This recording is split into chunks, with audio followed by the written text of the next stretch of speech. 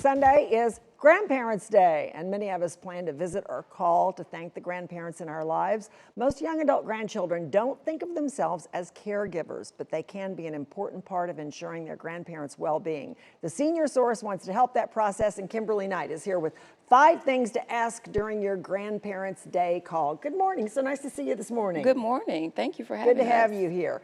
You mentioned that you want to encourage young adult grandchildren to think of themselves as caregivers for grandparents. I doubt that they do. How do they fill that role? Well, actually, we at the Senior Source believe that anyone who is caring for an older adult is a caregiver. And although our typical client is someone that's 50 or 60 years old, that is the adult child, we have caregivers that are in their 20s and 30s.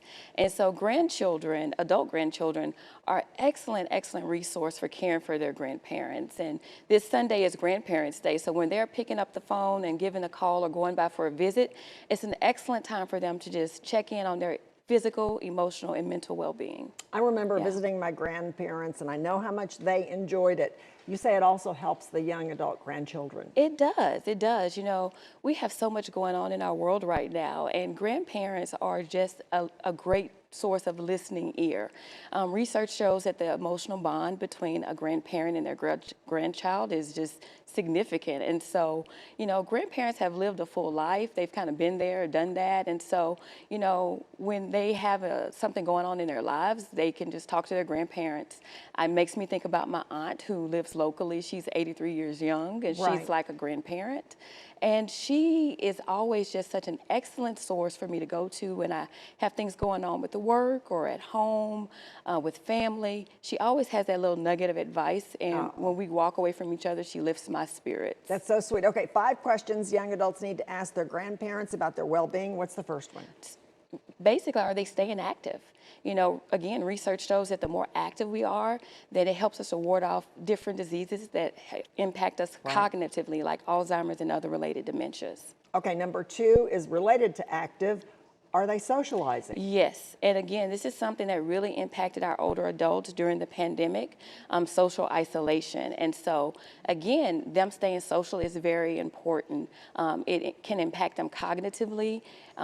It impacts their ability to make decisions. And so a grandchild can help them stay active just by simply helping them to research local activities, senior centers, ways and things that they can be involved. Grandma or grandpa, is your home safe, is number 3. Exactly. And home safety is such a big thing because most older adults injure themselves simply with a fall in the home. So at the Senior Source on our website, we have a home safety checklist that older adults can take a look at along with their grandchildren, and they can work on safe-proofing the home together. This could be so good for kids to ask.